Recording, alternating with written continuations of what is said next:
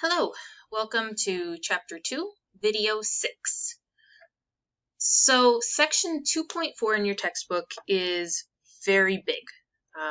It includes several different topics that are really important, and even after breaking Section 2.4 into 5 videos, I still feel like I'm only just barely scratching the surface on the content here. Each one of these videos, video 6 through 10 to finish out chapter 2, could easily be a whole series of lectures. These are very big topics, and we're really just getting the very basics. So, section 2.4 split into videos 6 through 10, and I'm going to try to keep them short and not talk in too much detail. It might be difficult for me a little bit, though. In this first video of section 2.4, we're going to be talking about why carbon is such a versatile atom and how it's the basis of so many different biological molecules. We're going to look at some of the functional groups that we see very often in organic molecules. And we're going to talk about dehydration synthesis and hydrolysis reactions that either form or break down polymers.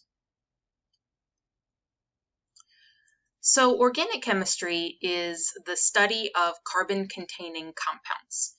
And there are 4 different carbon-containing compounds, big categories of them. Carbohydrates, which will be video 7, lipids, video 8, proteins is in video 9, and nucleic acids is in video 10. So that's kind of how we have the rest of chapter 2 broken out. But back to carbon. So if you recall, carbon has 6 protons in its nucleus.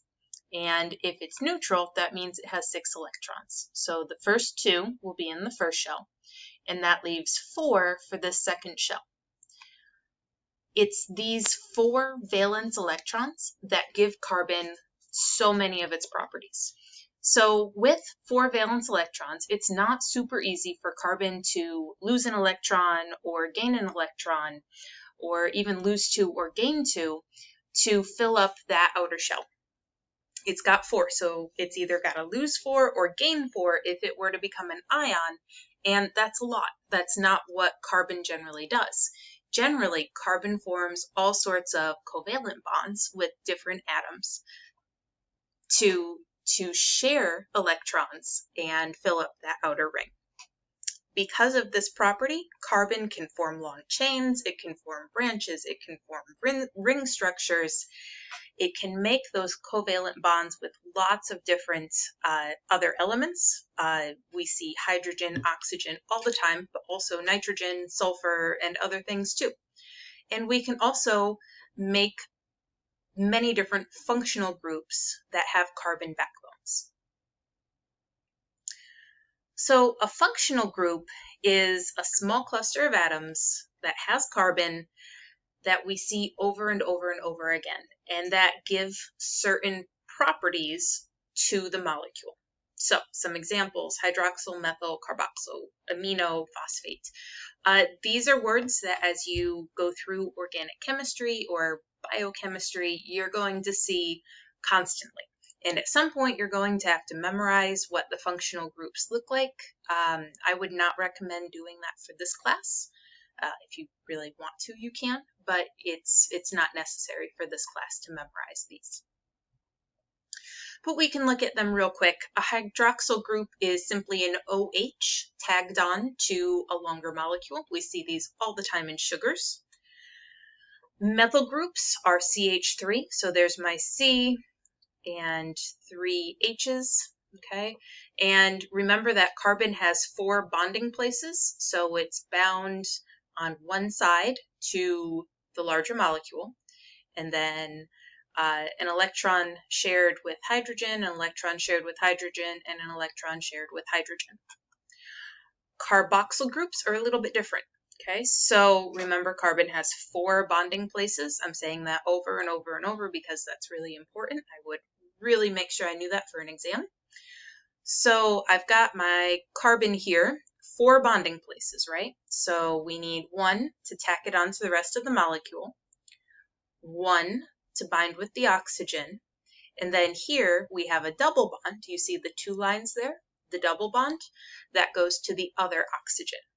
So if you remember, we were looking at the structural formulas. We have a carbon that's attached to an oxygen and a carbon that's also attached to the OH. So here's my carbon attached to the oxygen. Here's my carbon attached to the OH. Amino groups are a little bit different because they actually don't have a carbon in them. They have a nitrogen group. So if you see nitrogen, think amino. So the nitrogen is tacked on to the larger molecule, and it has 2 hydrogens attached. Nitrogens have 3 valence electrons as opposed to carbon's 4. So here's where the first valence electron is in a covalent bond. Here's where the second valence electron is in a covalent bond, and where the third electron is in the covalent bond. Phosphate, we're going to see this a lot when we look at ATP. So phosphates have 5 places, 5 valence electrons. So we have 2 oxygen, oxygen, and oxygen with single bonds, and then a double bond to the last oxygen. So a macromolecule is a very large carbon-based molecule. They have high molecular weights, sometimes very, very high. Macromolecules, generally speaking, are carbohydrates, proteins, lipids, and nucleic acids. Those are the 4 classes of macromolecules.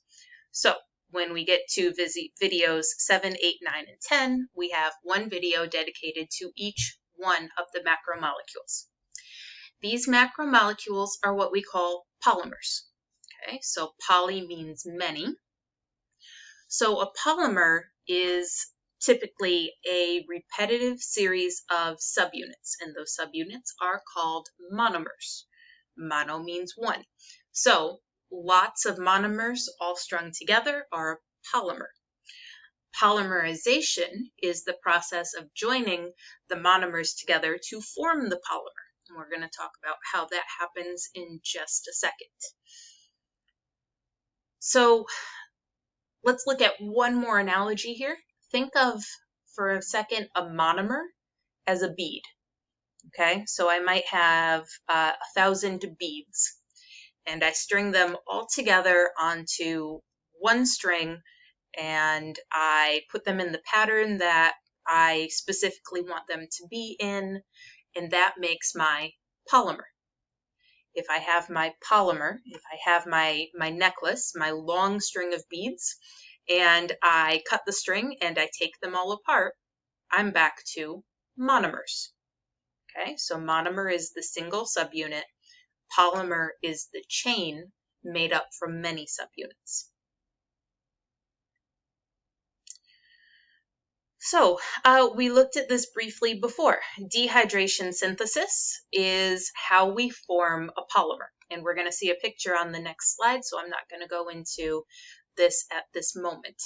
Hydrolysis is how we take a polymer apart and bring it back to the monomers. And again, I think the picture is easier to understand than the words. So without further ado, if I have 2 monomers, and this one has a hydroxyl group, and this one also has a hydroxyl group, I can take the hydrogen from one hydroxyl group, and the OH from the other hydroxyl group, and remove those 2 things.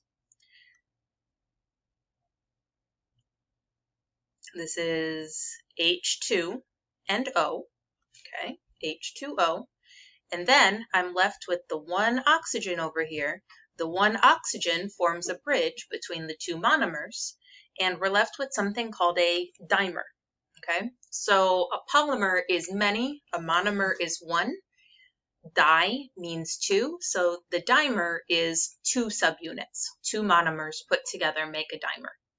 So now we have a bridge with an oxygen, and we are giving off a water in the process of doing this dehydration synthesis reaction. So dehydration, losing water, we have lost a water. Hydrolysis, if we break the word down, lysis means breaking, hydro means water. So we're going to break the dimer apart using water. So I've got this dimer from right here. We're just going to slide it down to the reactant spot. It's got the same oxygen bridge. We're going to add in a water this time. And one of the hydrogens from the water is going to get added to the first monomer. And the hydroxyl group is going to get added to the second monomer. And now they're separated. Our dimer has been broken back down into monomers.